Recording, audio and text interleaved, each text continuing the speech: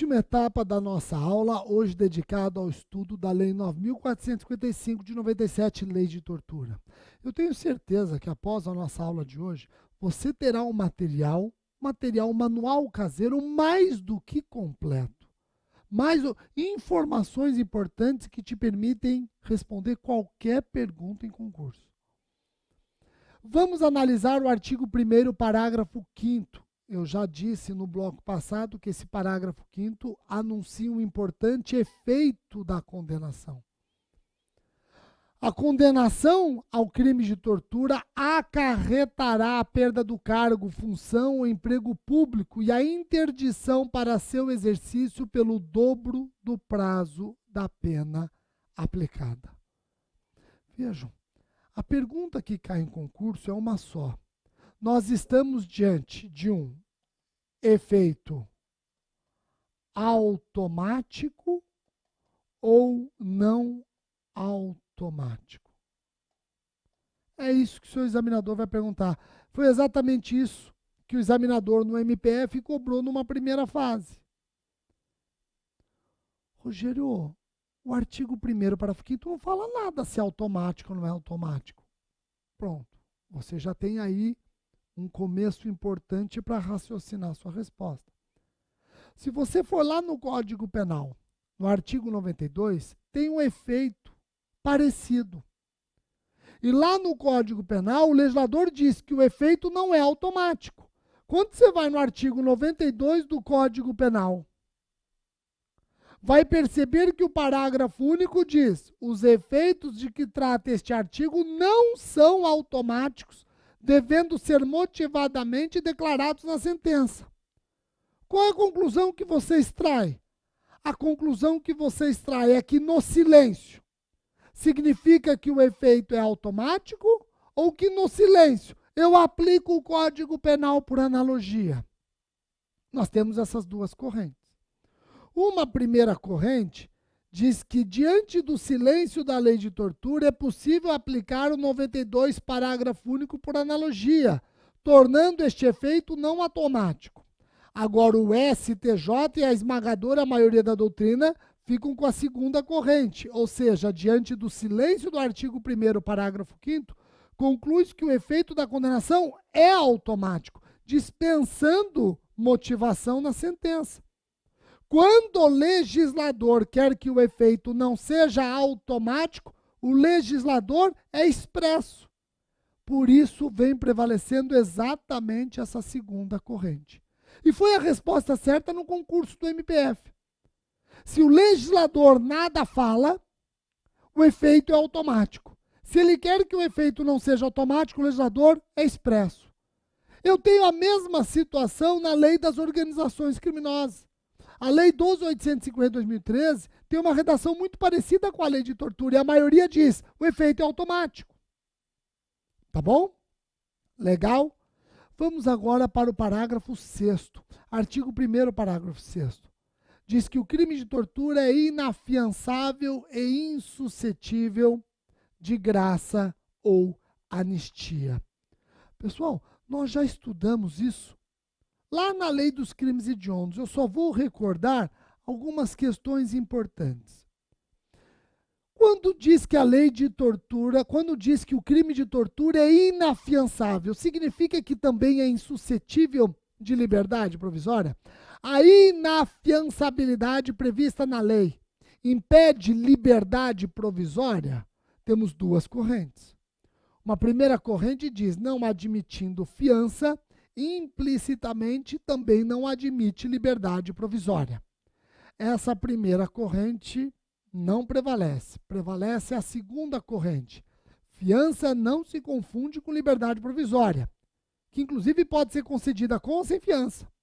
A proibição da liberdade provisória com base na gravidade abstrato, não analisando o caso concreto, é inconstitucional. Logo, apesar de não admitir fiança, o delito de tortura admite liberdade provisória. E vai ser uma liberdade provisória sem fiança. Rogério, a lei de tortura, ela proíbe anistia e graça, mas ela não fala nada a respeito do indulto. crimes hediondos equiparados não admitem indulto. Mas a tortura, o legislador só proibiu anistia e graça. Será que é cabível indulto? Nós temos 3 correntes sobre o indulto para o crime de tortura. Uma primeira corrente diz: diante do silêncio, cabe indulto. Cabe indulto. E, aliás, este benefício deve ser estendido a todos os demais crimes hediondos equiparados, por conta do princípio da isonomia. Benefício que deve ser aplicado para todos os crimes hediondos e equiparados. Essa primeira corrente trabalha com o princípio da isonomia. Se cabe indulto para tortura, que é um crime equiparado a hediondo, então cabe indulto para qualquer crime hediondo equiparado. A segunda corrente diz que diante do silêncio cabe indulto. Diante do silêncio cabe indulto. Benefício que não se aplica aos demais crimes hediondos ou equiparados. Essa segunda corrente, ela evita a contaminação usando o princípio da especialidade. Usando o princípio da especialidade. E a terceira corrente, ela diz o seguinte: ao proibir graça, o legislador também proíbe indulto, que nada mais é do que graça coletiva. E essa terceira corrente é que prevalece.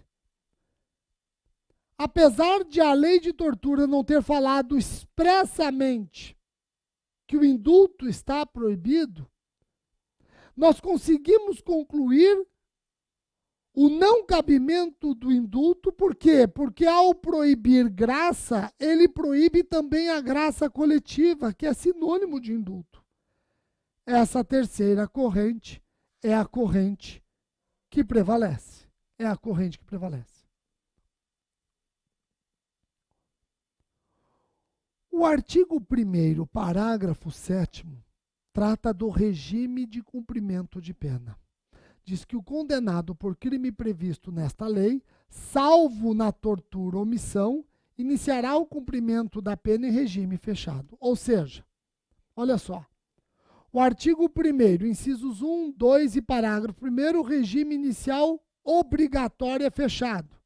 E aqui nós não podemos esquecer da nossa aula da Lei dos Crimes Hediondos, em que o STF julgou o regime inicial fechado obrigatório como inconstitucional.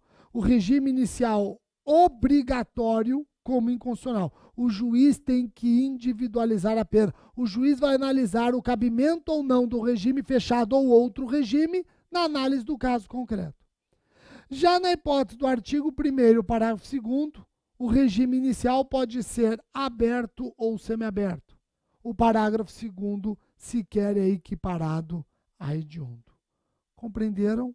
Fácil, joia. O artigo 2º da lei, o artigo 2º é o último artigo que nós vamos estudar. Depois eu vou trazer uma questão interessante, mas o último artigo da lei que tem para estudar é o artigo 2º. Ele diz que o disposto nesta lei aplica-se ainda quando o crime não tenha sido cometido em território nacional, sendo a vítima brasileira ou encontrando-se o agente em local sob jurisdição brasileira. Rogério, esse artigo 2º está tratando da extraterritorialidade da nossa lei, no caso de tortura, não é verdade? Sim. O artigo 2º ele está admitindo a nossa lei de tortura alcançar crimes de tortura ocorridos no estrangeiro. O artigo 2º diz que a nossa lei de tortura vai alcançar tortura cometida no estrangeiro quando a vítima for brasileira ou encontrando-se o agente, o torturador, em local sob jurisdição brasileira. O artigo 2º trabalha com extraterritorialidade incondicionada da nossa lei. Não depende de qualquer condição. Não depende de qualquer condição.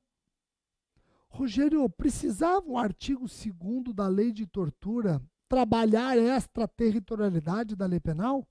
A extraterritorialidade da lei penal já está no artigo 7º do Código Penal. O artigo 7º traz casos em que a lei brasileira se aplica para crimes cometidos no estrangeiro, se aplica para crimes cometidos contra brasileiro no estrangeiro. Por que a lei de tortura quis trabalhar isso? Deixa o Código Penal aplicar-se na espécie. Cuidado, tem uma diferença. No Código Penal, o artigo 7º diz que a nossa lei, para alcançar crime praticado contra brasileiro no estrangeiro, precisa observar uma série de condições. Precisa observar as condições do parágrafo 2º e do parágrafo 3º. É a hipótese de extraterritorialidade hipercondicionada. O que a lei de tortura quer é que a nossa lei alcance o crime praticado contra brasileiro no estrangeiro, tortura contra brasileiro no estrangeiro, independentemente de qualquer condição. Ele quer que seja uma hipótese de extraterritorialidade incondicionada. Se eu fosse aplicar a parte geral do Código Penal, a lei de tortura seria hipótese de extraterritorialidade hipercondicionada. A lei de tortura quis algo diferente, especial. Tortura contra brasileiro no estrangeiro admite a aplicação da nossa lei independentemente do preenchimento de qualquer condição. Pessoal, eu terminei a lei de tortura, mas eu não posso encerrar a aula sem antes conversar com vocês sobre a teoria da bomba relógio.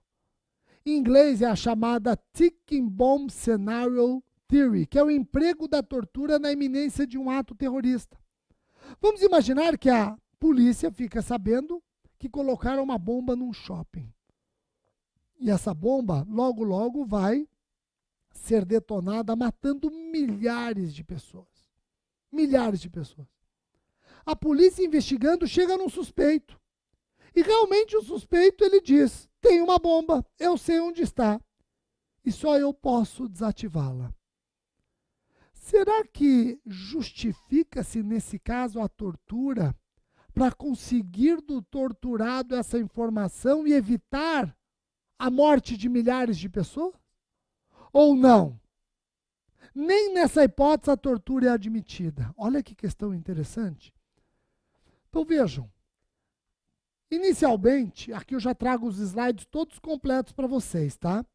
Inicialmente, cabe-nos sucintamente definir a Ticking Bomb Scenario Theory, que é a teoria do cenário da bomba relógio.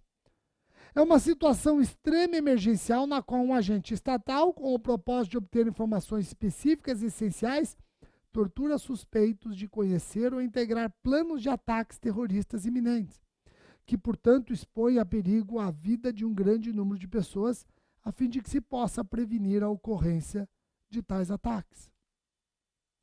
O tema tem gerado debates diante dos efeitos que a aplicação dessa técnica provoca no âmbito dos direitos e das garantias fundamentais, já que a imposição de métodos de tortura contraria, independentemente da gravidade do crime e da qualidade do criminoso, todo o sistema de proteção humana em que se ancora não só o direito interno dos países democráticos, como também o direito internacional, do qual estes países costumam ser signatários. Veja um ataque terrorista num ambiente religioso na Nova Zelândia. Se a polícia tivesse informações prévias e conseguisse alguém que pudesse evitar aquele ataque, estaria justificada a tortura contra esse alguém? Há quem sustente ser admissível o emprego de tortura para impedir um ato terrorista iminente, sob o argumento de que, no âmbito dos direitos e garantias fundamentais, nada pode ser mais importante do que a vida. Então, tem quem sustenta o cabimento da tortura neste caso. Rogério, e o torturador não responderia por nada? Não, ele poderia alegar ou legítima defesa de terceiro, ou estado de necessidade de terceiro, ou até mesmo inexigibilidade de conduta diversa. Então vejam que aqui o agente torturador poderia alegar legítima defesa de terceiros, estado de necessidade de terceiro, ou até mesmo inexigibilidade de conduta diversa. Nessas duas primeiras hipóteses, eu estaria diante de discriminantes, causas excludentes da ilicitude, e na última hipótese, dirimente, causa excludente da culpabilidade.